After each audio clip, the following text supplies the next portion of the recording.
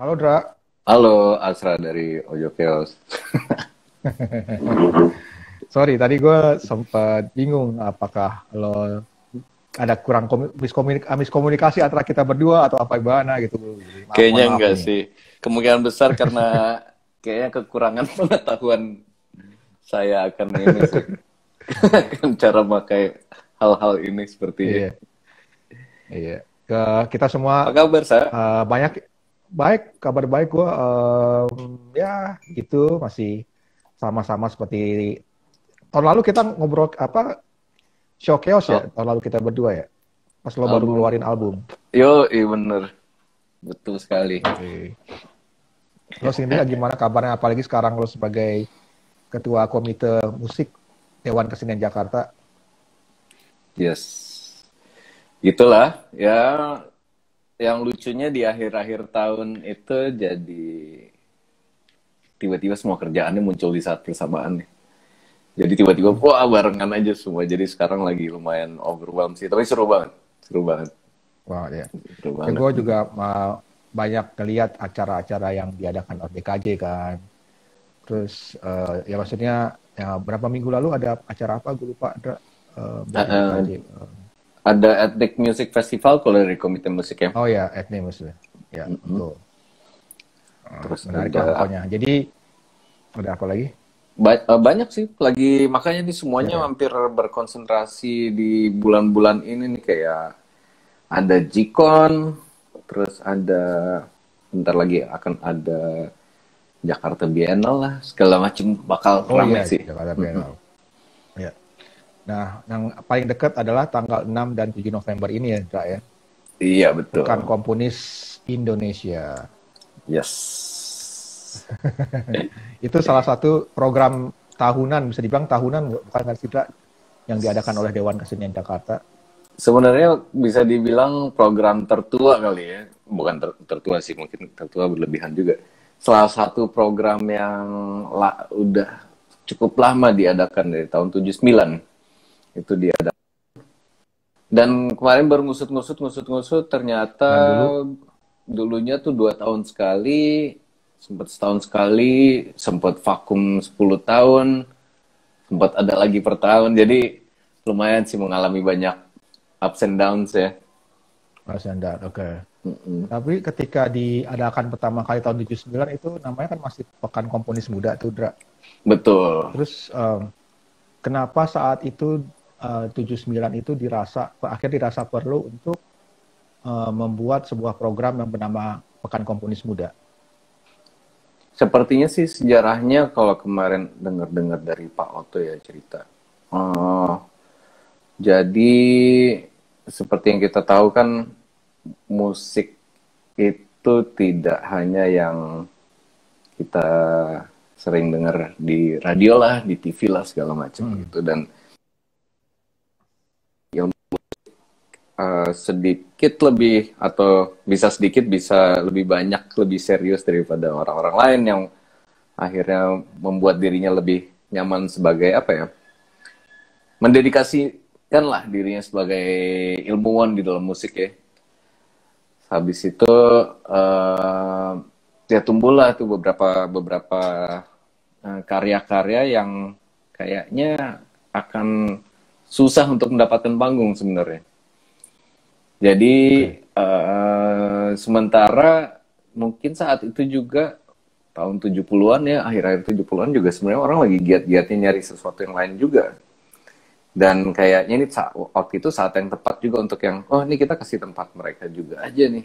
Jadi mereka juga rajin berkarya karena mereka tahu ada tempat untuk manggung ya. Ya kan Oke. ada ada media, ada wadahnya lah gitu. Ya. Kayaknya sih kalau yang gue tangkap ya tahun 79 seperti itu sih. Oke. Dan seru-seru Berarti sih. yang kalau bisa dibilang sesuatu ya. Kayak sempat ada Hari Rusli kan, Pak Oto, pas Pak Oto ya. Ada Hari Rusli Betul. juga, waktu itu dia mungkin baru pulang dari Belanda, terpengaruh sama musik eksperimental yang dia dengar di Belanda. Ya. Karena memang ada di Terus, kuliah-kuliah lain, maksudnya di negara-negara lain memang ada. Dan gue yakin di sini juga memang ada jurusan itu sih. jurusan komposisi, di mana sejak tahun berapa ya? Mungkin sejak beberapa, udah bisa dibilang lebih dari 100 tahun kali sekarang. Lebih kali ya, ketika orang udah mulai mencari cara lain untuk mengkomposisi ya. Atau jadi emang sudah ada disiplin musiknya juga sebenarnya sih. Gitu, seru juga. Nah, sekarang sebenarnya tuh apa sih yang bisa kita kasih tahu ke publik atau masyarakat umum cara baru atau apa sih cara baru ini atau musik baru ini apa sih sebenarnya, Dra? Wah, oke. Mungkin ya pasti bukan main piano atau biasa udah kita dengar radio gitu ya. Itu mungkin nggak lebih jelas. Coba ada nggak sih karakteristik yang bisa kita lihat dari musik-musik baru ini gitu? Kalau kita ngobrol sama kemarin juga sempat si Patrick Hartono, ada salah satu komposer kita juga tuh, dia lagi di Melbourne sekarang, dia juga komen kayaknya karakteristik akhirnya malah sesuatu yang dihindarin sih, ada karakteristik mungkin kali tidak perlu ada gitu akhirnya. Sebenarnya yang menarik di sini ialah dimana ketika orang-orang tuh mulai lebih bergiat untuk mencari cara lain dalam mengkomposisi kan, bukan sekedar yang ada melodi ini di kepala pakai chord apa ya, pakai chord C pindah ke ini gini, mungkin ya, mungkin di situ mungkin ada orang-orang lain yang menggunakan oke, kita buat satu lirik, kita bikin dulu liriknya, nanti ketika kita menemukan silabel dengan vokal A, kita nadanya fokus ke dua pilihan ini, ketika U, A, I, U, E, O kita bedain semua, misalnya gitu ya. Jadi semua udah mulai random gitu. Terus ada lagi mungkin, tadi siapa yang itu kayak Guido ya. Terus ada lagi yang kita bikin set satu angka, nih satu set angka 1 sampai 12 pakai 12 tones lah segala macam. Nanti kalau ini ketemu ini kita ulang di sini kayak gini, berarti ritmenya kita ambil diagonalnya. Jadi ada sih beberapa cara-cara yang menarik. Cara-cara menarik. Gue pernah ngobrol dulu banget sama JP, Jonathan Palempung, di Coffee War zaman dulu banget. Jadi dia mengenalkan gue dia membuat melodi berdasarkan rumus. Kayak misalnya rumus Pythagoras atau rumus apa gitu. Betul. Ya, itu baru gue langsung, ya ini bisa mikir ke sini. Berarti emang itu mencari cara baru, mungkin ambil dari disiplin ilmu lain gitu ya. Bisa banget dan itu kan cuma salah satunya gitu. Sekarang udah ada komputer, mungkin lebih banyak lagi opsi-opsinya daripada sekedar cuman pakai rumus ini itu ya. Mungkin lebih besar lagi gitu kan, kemungkinan bisa dilakukan gitu. Nah, dari nama-nama yang tampil nih, Dra, kan ada beberapa di luar negeri juga, dari Christijan, maksudnya sisi luar negeri ya, bukan berarti dia tinggal di luar negeri juga. Christijan Krajnan, Jody Diamond, sampai Rival Taufani, ada kolaborasi Novarut sama Rolfas juga, Marani Jambak. Bagaimana sih Dewan Kesenian Jakarta itu mengkurasi atau memilih para komponis muda ini? Oke, boleh jujur yang tahun ini kita lakukannya agak dengan waktu yang sangat sempit deh. 2 tahun yang lalu di 2019 kita Dewan Kesenian membuka open call selama sekitar 2 bulan, sepertinya 2-3 bulan open call untuk mereka dapat membuat karya dan akhirnya disubmit dan dipilih sebenarnya. Tahun ini mungkin karena masalah ya dengan segala macam pertimbangan ya, dengan adanya COVID lah, dengan segala macam yang tentu kita juga pasti tahu lah, dengan COVID kita banyak yang harus dikorbanin, termasuk dan biasanya emang bagian-bagian kesenian menjadi sasaran nomor 1 tuh buat dipangkaskan ya kan. Dari hal-hal seperti gue ketawa maklum nih. Ketawa maklum kan, karena kita sama-sama mengalami. Dari situ kita harus terpaksa membuat segala sesuatu jadi agak sedikit bukan instan sebenarnya, jadi lebih ke kita berusaha adjust lah, kita adjust banget gitu. Jadi kalau misalnya tadinya kita mau bikin open call 3 bulan nanti yang bisa yang menang terus dapat segini besarnya, kita masih belum tahu besarnya seberapa. Yang menang bisa datang ke Jakarta, didatangkan ke Jakarta akan gini. Sementara kita belum pasti bisa melakukan hal itu, contoh ya.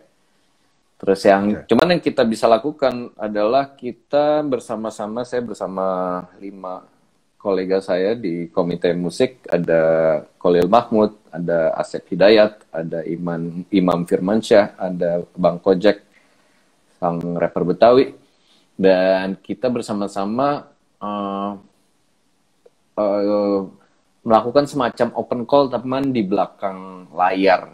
Jadi kita menggunakan link-link kita yang kita tahu dan kita tanya orang-orangnya, lu punya karya yang belum pernah ditampilkan. Kita tuh selalu mengutamakan karya yang belum pernah ditampilkan pertama.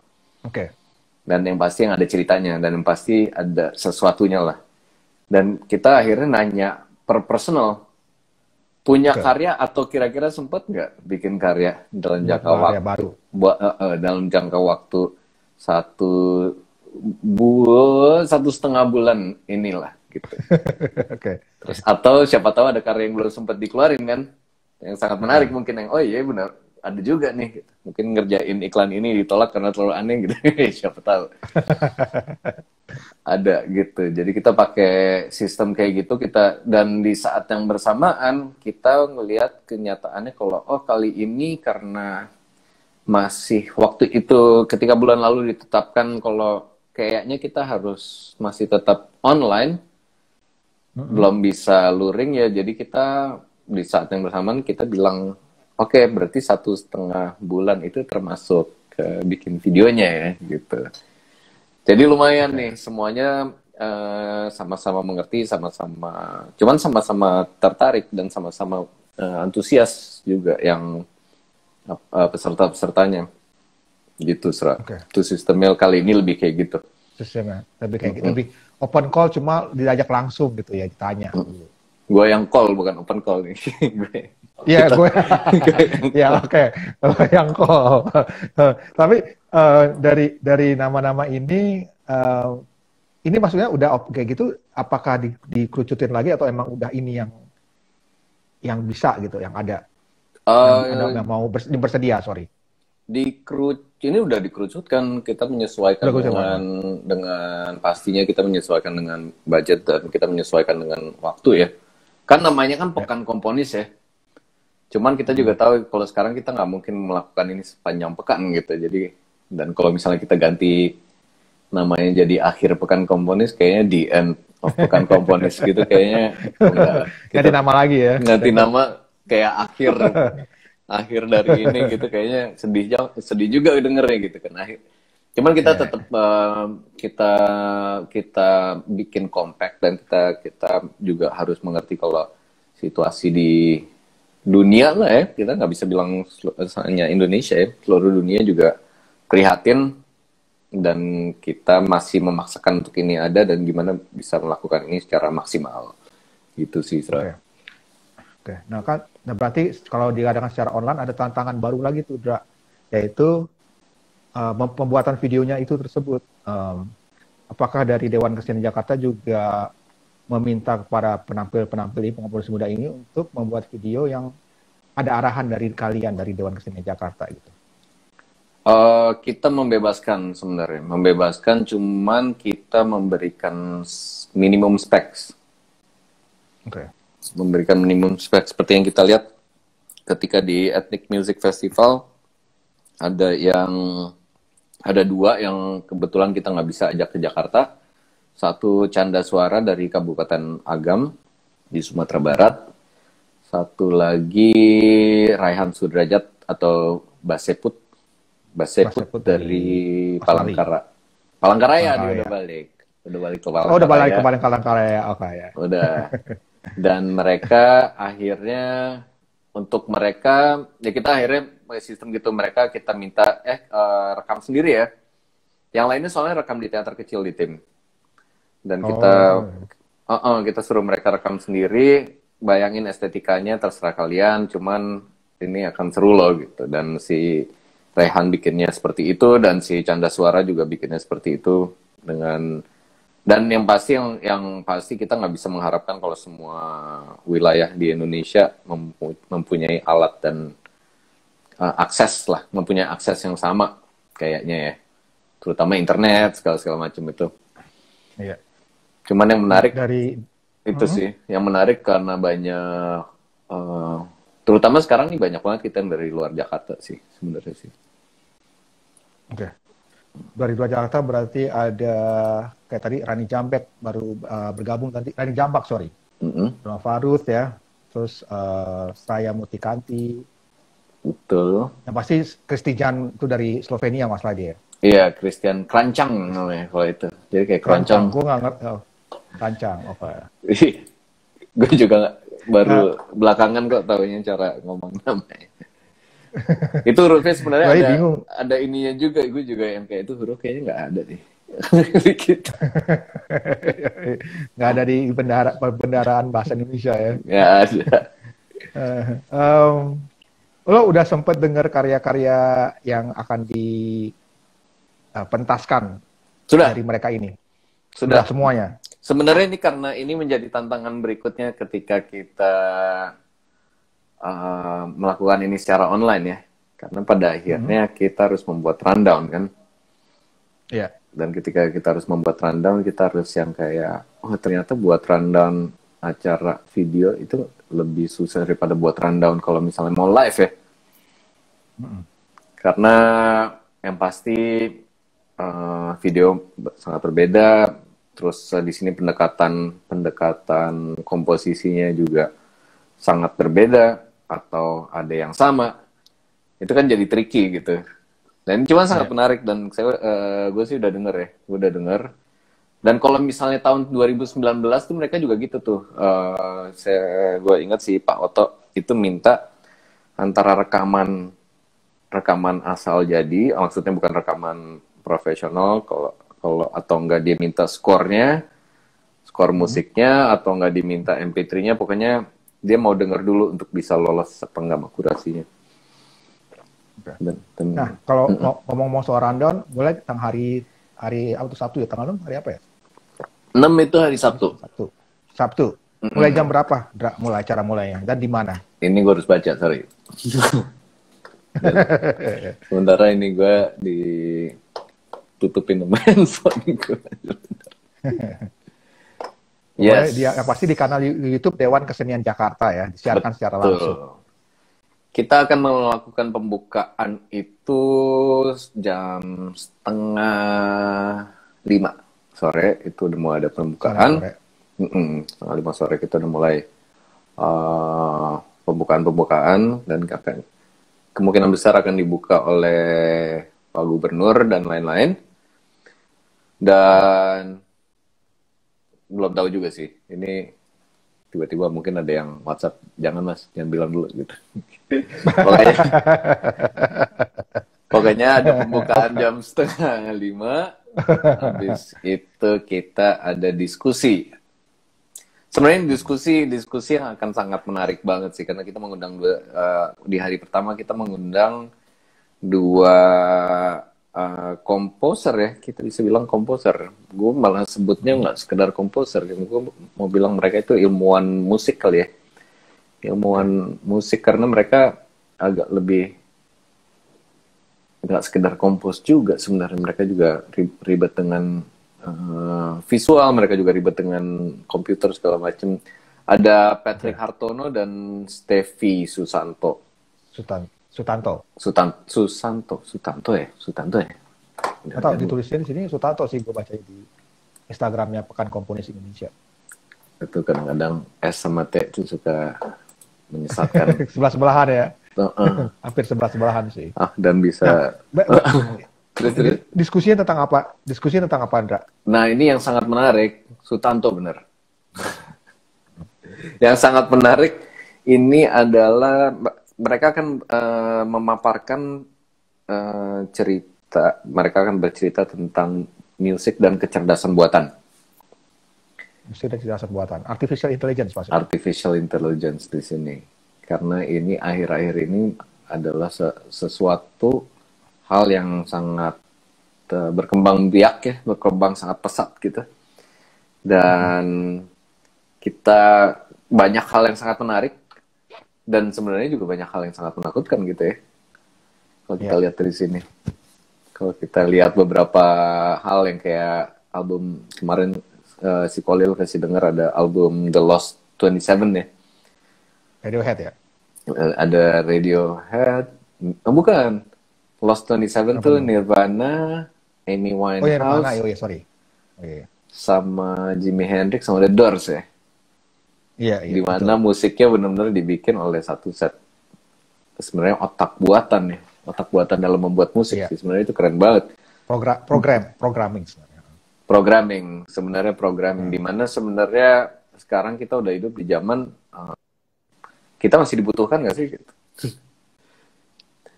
Ya nggak sih? Maksudnya kita masih relate nggak? Kita masih dibutuhin nggak nih komposer ini? Apa kita bisa biarin komputer itu berbuat sendiri apa yang mereka mau? Gitu kan? Iya.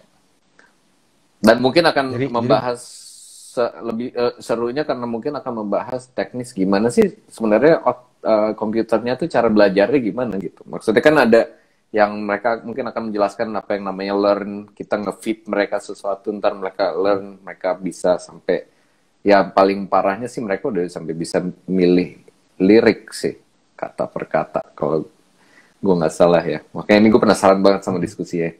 Karena Stevie Sutanto sedang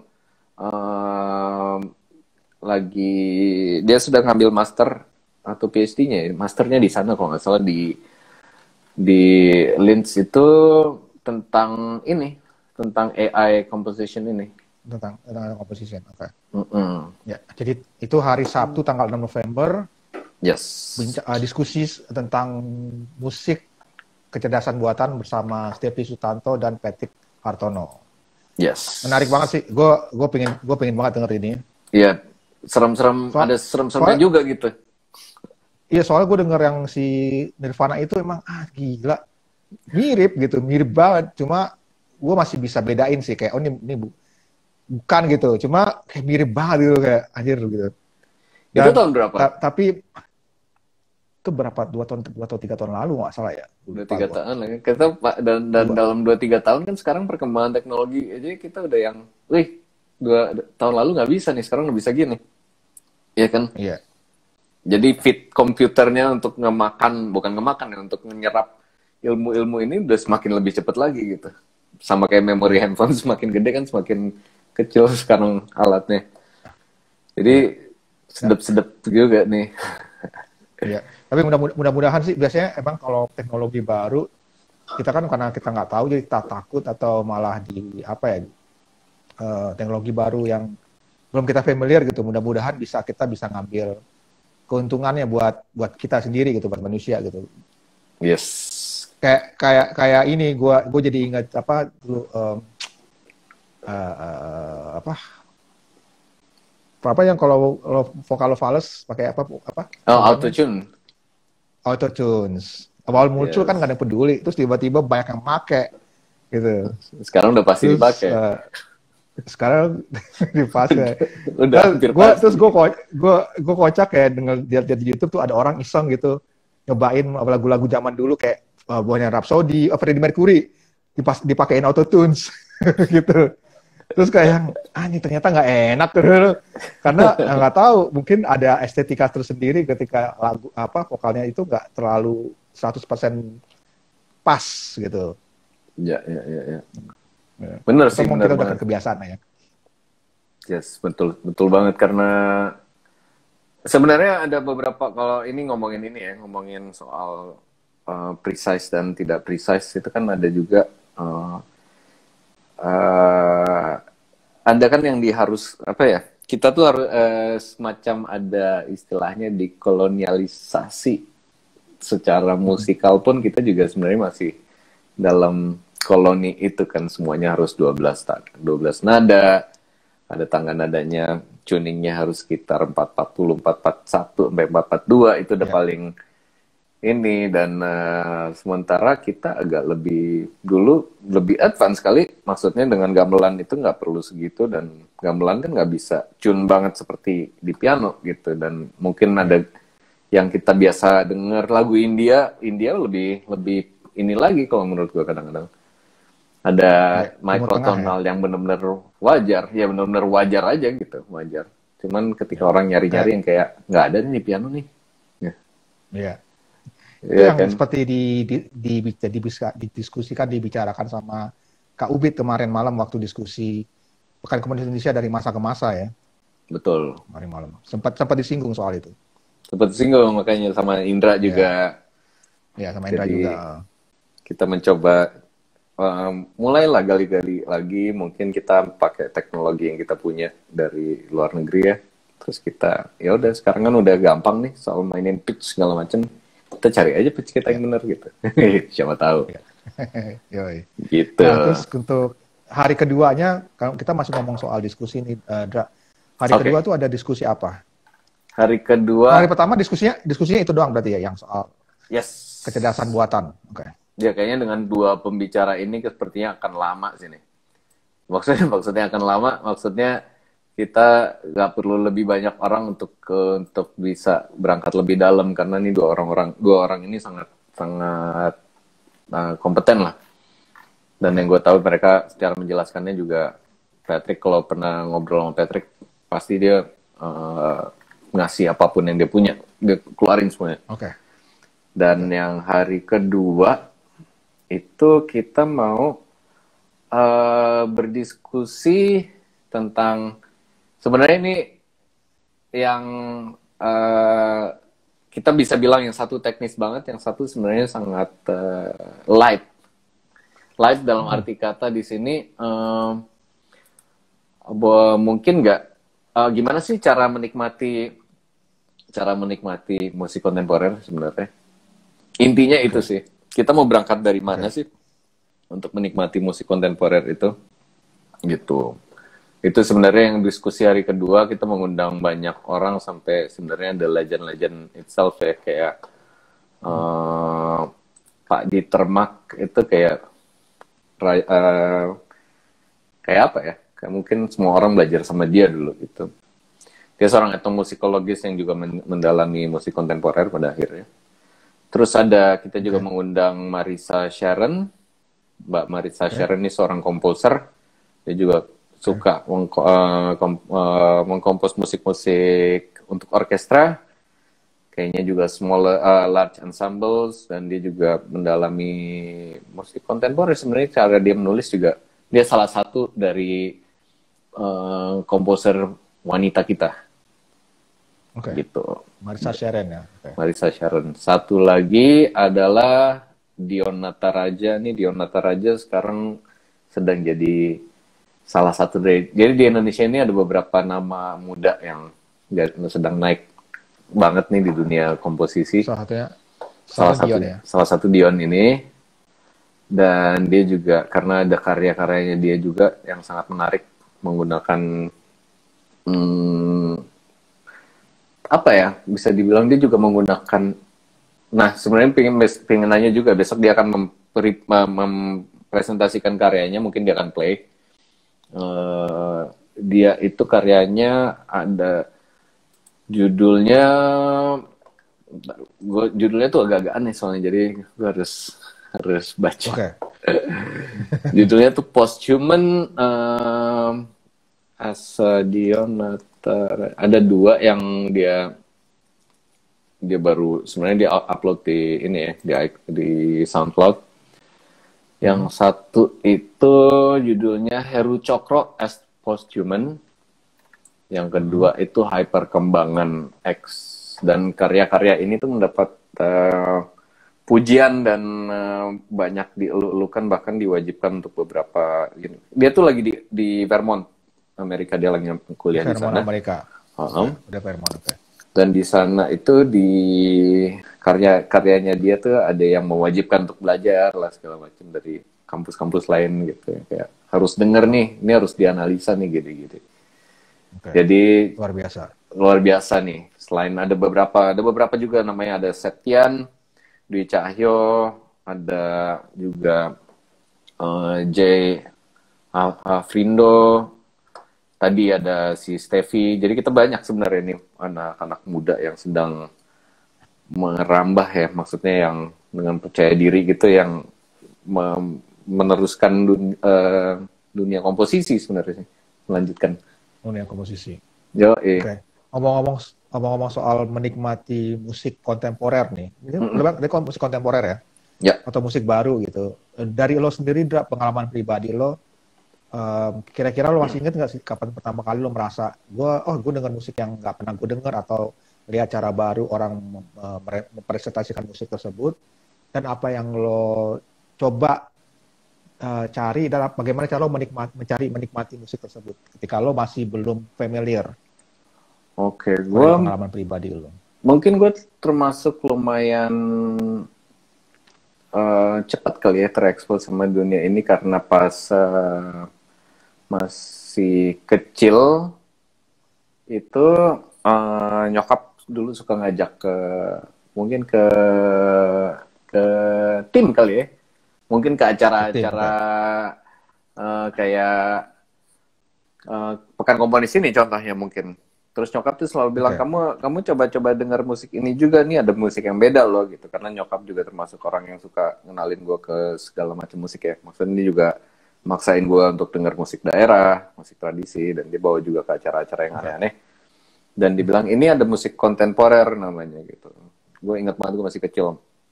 Dan dia bilang, terus gue nanya, ini musik apaan sih, musik kontemporer?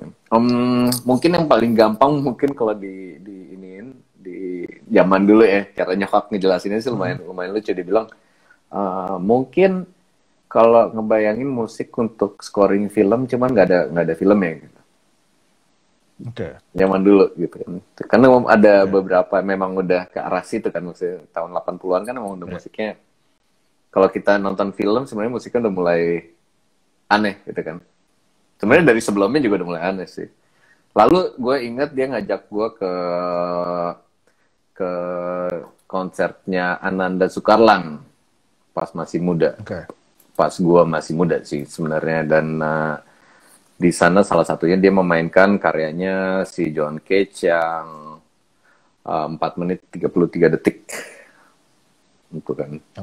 Yang kosong gitu kan. Terus kayak kita lama-lama kita nungguin.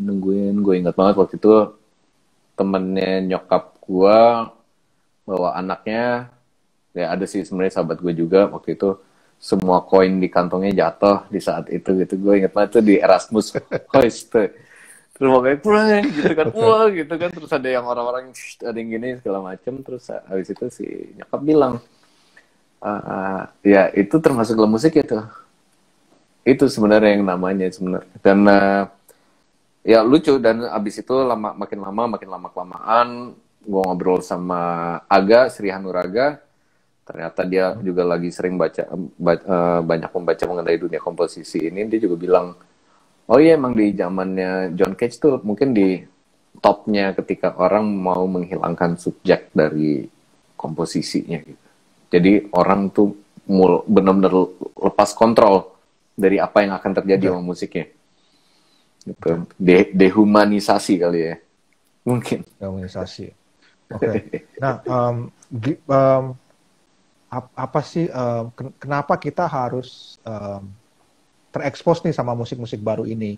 Apa harapan? Mungkin bisa gue tanya juga, apa harapan dari Dewan Kesenian Jakarta dan juga Pekan Komponis Indonesia ini, untuk apa harapannya sih dengan acara ini gitu? Kalau harapannya seperti yang kita tahu, kita bisa dibilang alumni dari Pekan Komponis Muda itu sampai sekarang itu banyak yang sukses secara internasional sebenarnya. Kalau kita bisa bilang, dan tanpa kita sadari juga di jenis musik yang seperti ini kita pun sebenarnya menonjol. Di jenis musik yang lain juga kita banyak yang menonjol sebenarnya orang Indonesia ya menurut gue. Dan di musik kontemporer pun, di musik yang agak berbeda, mungkin yang agak nyeleneh ini juga sebenarnya. Dan kita perlu perlu banget untuk terus menyalurkan hal itu. Mungkin karena ada hubungannya sama musik asli kita kali ya, musik tradisi kita sebenarnya nggak jauh banget. Buat orang luar negeri, buat orang dari dunia barat, kita bisa bilang western musicians yang bikin teori segala macam kan. Sekarang kan kita mau nggak mau kita ngomongin teori musik barat kan. Musik barat ya. Musik barat, dan orang-orang itu ngeliat musik itu sebagai musik kontemporer gitu terkadang gitu. Sementara orang kita belum tentu melihat musik kita itu sebagai musik kadang-kadang. Ya kan, kadang-kadang cuma sebagai ini budaya kok, ini bukan musik, ini bukan untuk dipertontonkan, ini emang kita butuh aja ngelakuin hal ini gitu kan. Dan yang pasti kita berharap lebih banyak lagi orang-orang untuk mendalami, mencoba dan terus bereksperimen. Dan kalau menurut gue nih gini sih, Sra, ini menurut gue pribadi ya, kita kadang-kadang kita tahu hasil jadi ya, kita tahu hasil jadi ketika kita bisa naik mobil. Ya, contoh paling ini deh, misalnya mobil gitu. Cuman kan ada orang-orang, Ferrari lah atau apa, mobil ini mobil itu gitu. Cuman ada orang-orang yang kerjanya itu benar-benar geek dan nerd, benar-benar ngulik gimana supaya minyak bumi bisa berubah menjadi bensin gitu. Ya kan? Kita cuma tahu hasil produk komersialnya aja gitu. Dan menurut gue di musik ada kayak gitu juga sebenarnya. Kita cuma tahu ketika orang-orang udah menyetujui dan terbiasa dengan beberapa hal. Kayak misalnya beberapa sound yang mungkin kita nggak bakal temuin kalau nggak ada orang-orang yang nyeleneh ini mencoba gitu. Kalau menurut gue, dan mungkin kita akan selalu menemukan sesuatu yang baru dari sini, dan kemungkinan akan mendorong mungkin sound system bisa jadi lebih bagus lagi gitu, mungkin tangga nada bisa nambah 1-2 mungkin gitu kan ya. Atau ya paling nggak pasti ada gagasan baru gitu, ide-ide segar baru ya. Betul. Seperti kayak mungkin salah satu dari penampil yang tadi gue sempat lihat, karena gue ingat nama dia karena dia juga muncul di acara yang kembali ada kan di bulannya juga, itu Oktober Meeting, yaitu adalah Rani Jambak dari Minangkabau. Dia kan membuat lagu suara Minangkabau, komposisi suara Minangkabau. Ya. Yang sebenarnya dia merekam suara-suara di kota asal dia, Minangkabau, untuk ngasih tahu ini suaranya dari daerah gua. Dia juga bilang yang buat gua tuh kayak jadi penjelasan sederhana adalah yang dia tangkap tuh sama seperti menangkap dengan kamera foto gitu. Yaitu dia cuma menangkapnya dalam medium suara gitu. Betul. Itu menarik sih. Jadi kita nggak mungkin, kita sering ngelihat kita keliling kita gitu. Pas keliling kita bisa dijadiin musik mungkin kali ya gitu. Bisa jadiin musik banget gitu. Bisa banget. Rani sangat menarik sih juga. Kemarin kebetulan kita juga undang dia buat yang acara di Gute House. Dan di Gute House ya betul. Dan sekarang dia ada satu karyanya, ya ini karyanya dia yang akan dia tampilkan nih, akan bakal seru juga. Dan kita juga satu lagi yang sebenarnya ini agak kalau ngangkat nggak enak juga mau ngangkat, cuman kalau nggak diangkat takutnya juga kurang aware kali orang-orang. Kali ini mungkin kita bukan komponis dengan komposer wanita terbanyak kali ini pesertanya. Jadi kita juga mau lebih banyak encourage, dan kita juga ngasih tahu juga banyak loh sebenarnya, dan para komposer-komposer perempuan nih di Indonesia pada keren-keren gitu.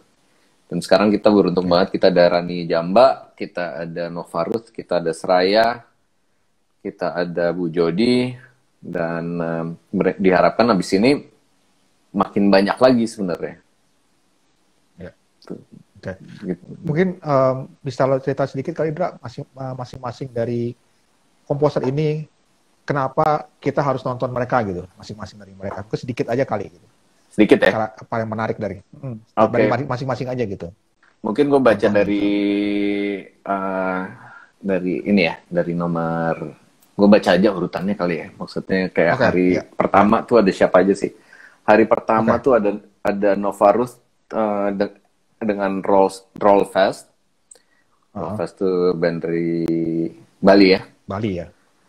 Terus ada Jason Monteiro, ada Seraya Murtikanti, ada Markus Rumbino, dan kita akan akhiri dengan Pak Gatot Danar. Dan kita mulai, kenapa kita harus nonton Nova Ruth? Karena Nova Ruth 2-3 tahun terakhir ini mungkin jadi ini ya, sensasi di beberapa, buat orang-orang yang tahu gitu ya, mungkin karena dia melakukan ekspedisi melalui kapalnya dan dia merekam banyak orang di atas kapalnya. Plus dia juga termasuk salah satu orang yang karyanya dia sebenarnya udah ada di nama acaranya apa? Ada salah satu acara terkenal tuh di Primavera Festival kan? Bukan, ada lagi. Dia banyak. Dia ada di KN apa ya? Bentar nih, ada nih. Nova Ruth itu main di acara. Loh, ini internet gue kealangan ini jadi agak susah. Pokoknya cek deh.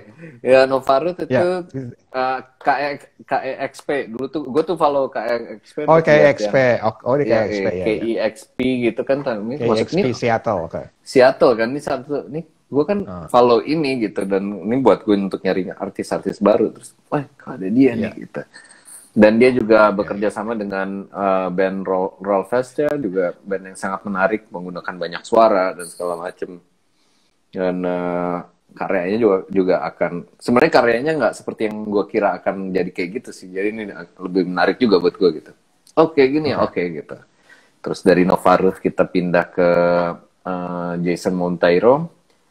Jason Monteiro itu seorang komposer muda dari Jakarta. Dia itu lulusan Berklee College of Music, dan dia tuh berapa kali menang dapat award sih, Best Composition Award sebenarnya. Dan approach dia memang dari Berklee ya, dan dari kayaknya beberapa award lagi yang dimenangi.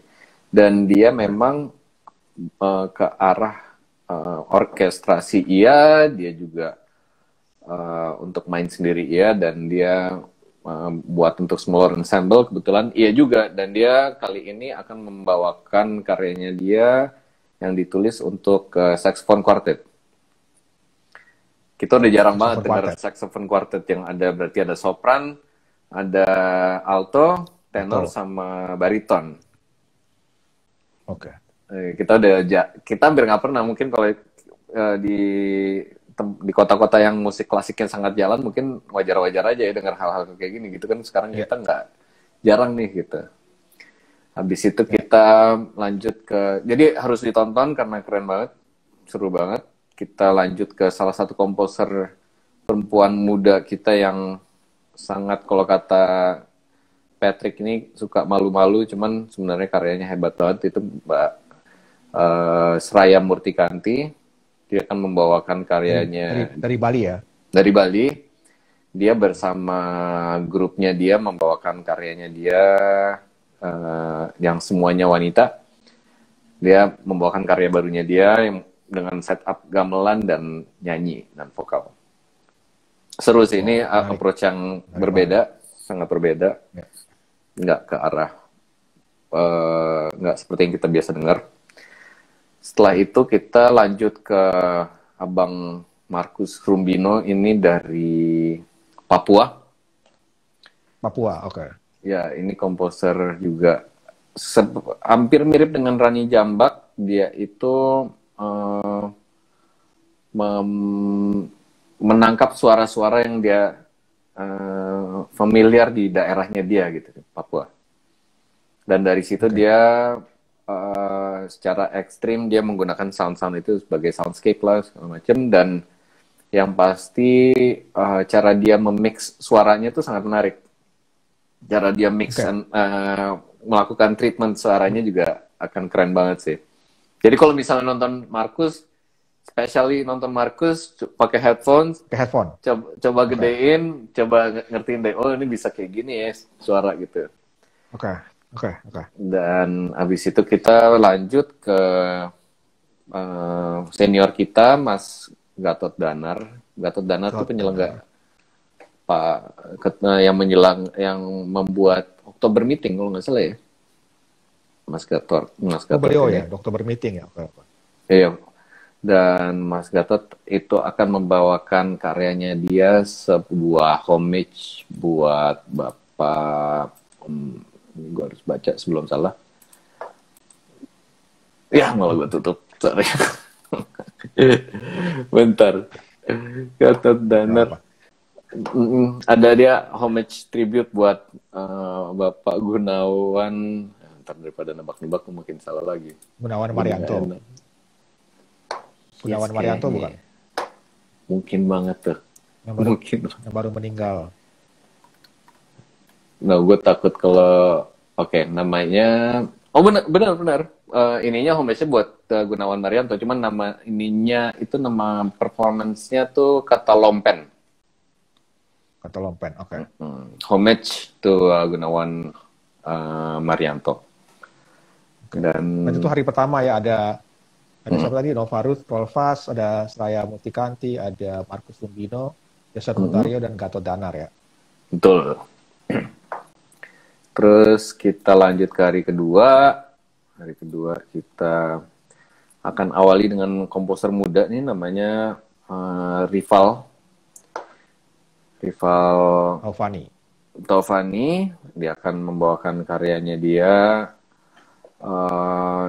secara trio ya, dengan beberapa alat musik tradisi ditabrakkan dengan cello. Jadi komposisinya juga sangat menarik. Okay. Komposisinya menarik karena sebenarnya dia waktu dapat karya-karyanya dia sebenarnya adalah computer coding komputer karya-karyanya. Cuman ternyata dia memilih untuk kali ini dia enggak nih, kita mau live aja. Live, jadi ada paduan yang sangat menarik dari musik tradisi sama musik klasik sebenarnya, kontemporer. Musik klasik. Oke. Yuk. Kita lanjut. Setelah si Rival Taufani, ada Mbak Rani Jamba dari Medan. Oh ya, tadi Rival Taufani dari Jogja. Kenapa? Rival Taufani dari Jogja. Kalau Rani Jamba dari Medan sebenarnya. Bukan dari Minangkabau, bukan dari Medan, dari Medan. Dianya orang Minangkabau. Oh. Gitu. Ya, gue juga orang Minangkabau gitu sama, cuman gue dari Minangkabau. Tapi lahir dan besar di Jakarta. Lahir dan besar di Jakarta. Kalau Mbak Rani lahir dan besar di Medan atau dia sempat bilang kemarin kota apa gitu. Dia akan menampilkan juga nih karyanya yang berjudul Merantau. Nih kayaknya minang banget kalau Merantau sih ya. Dia akan menggabungkan segala macam sound dengan treatment elektronik ya. Lalu kita lanjut ke ada Ibu Jody Diamond. Itu seorang komposer gamelan yang di Indonesia cukup legendaris, namanya sangat dikenal nih Ibu Jody. Kalau teman-teman kita yang di dunia gamelan pasti pada kenal. Dan beliau tinggal di San Francisco apa LA? Kayaknya di bagian West Coast di Amerika. Dia akan membawakan 2 karya. Yang satu adalah satu set gamelan, yang satu lagi ada karya yang sangat menarik di mana dia mengumpulkan berbagai macam suara dari kawan-kawannya. Sebenarnya untuk menjadikan itu satu kumpulan musik sih. Jadi komposisinya dia kumpulkan dari nanti lihat, boleh dilihat sih, itu sangat menarik sih. Menarik. Mungkin agak berbeda dari yang lain. Sementara karyanya yang pertama benar-benar karya gamelan dengan approach yang agak berbeda. Oke. Lalu mungkin kalau kayak kemarin lo ngobrol kemarin, kayak mungkin gue tadi jadi ingat ngobrolan kemarin yang Pak Oto bilang, Indra bilang dia ketemu Pak Selamat Abdul Syukur yang dia bilang menirukan gamelan pakai mulut, beatboxing pakai mulut. Gue langsung terpikir ke obrolan kemarin. Ini agak lebih ekstrim sebenarnya sih. Yang Lebih ekstrim, ini oke. akan lebih ekstrim. Dan Oke. habis Terus itu kita lanjut ke siapa? Abis Ibu Jody siapa? Ada Aryo Adianto. Uh-huh. Aryo Adianto tuh dari dulu yang kita kenal Space System ya. Iya. Ya, dia seorang pengajar juga, dia musisi yang keren banget sebenarnya juga. Namanya antara, kalau tiap kali kita nemu namanya tuh kayak kita udah ngarepin sesuatu yang spesial gitu, karena jarang-jarang nemu dia manggung gitu segala macam. Dan kemarin tuh juga dia baru rilis album, dan ada 2 ya, ada EP itu ngarep, yang satu lagi Sintetisia apa? Ada satu lagi juga baru rilis sampai ada vinilnya segala. Dan gue tanya ke dia, lu ada karya yang belum keluar nggak di balik semua yang udah lo keluarin akhir tahun ini gitu kan? Terus yang ada nih, ada banget gitu. Dan ternyata dia mencoba, ini keren banget sih, maksudnya keren banget sih, dia membuat berbagai macam patching di Ableton ya, dan jadi ini karyanya unik banget. Lu mau bilang nih karyanya apa ya nih, kok kedengeran kayak reok iya, elektronik iya, cuman kok ternyata satu keyboard doang, apakah benar satu keyboard doang bisa bunyi kayak gitu. Terus yang banyak sih, ini hal yang sangat menarik sih. Nanti bisa ditonton, dan jangan lupa, satu lagi, kita akan ada diskusi habis itu. Habis kita nonton ini semua, kalau ada yang mau nanya-nanya, kita buka diskusi. Cuman harus diingat-ingat. Jadi misalnya tadi kita nonton yang pertama tuh Pak Mas Rival, misalnya Mas Rival kan paling pertama gitu. Mas Rival tadi mau nanya dong, itu kepikiran apa sih gitu ya. Itu bisa tuh. Nanti kita ada sesi diskusi lah. Nah, setelah Aryo ada Christian Krancang ini. Christian Krancang itu seorang dari Slovenia. Christian Krancang itu seorang komposer, drummer dan pemain cello ya. Dia seorang cellist yang dia sebenarnya kebalik sih. Dia seorang pemain cello yang akhirnya jadi drummer dan komposer juga. Dan akhir-akhir ini dia lagi sering ada project namanya The Drumming Cellist.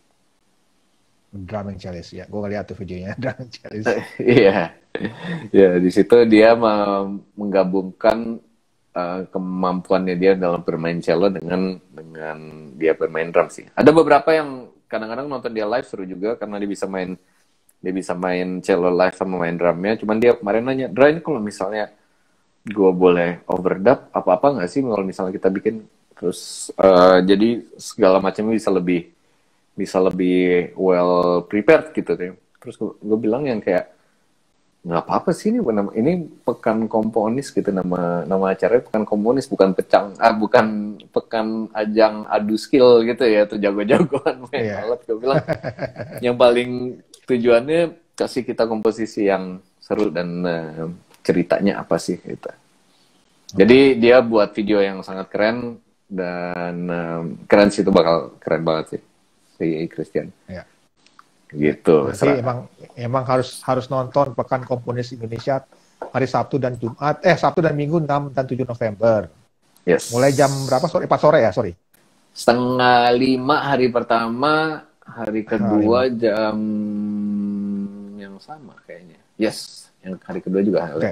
Mulai 4:30 sore di YouTube-nya Dewan Kesenian Jakarta. Karena dari penjelasan lo tadi semua seru-seru sih. Gue kepingin banget nonton gitu.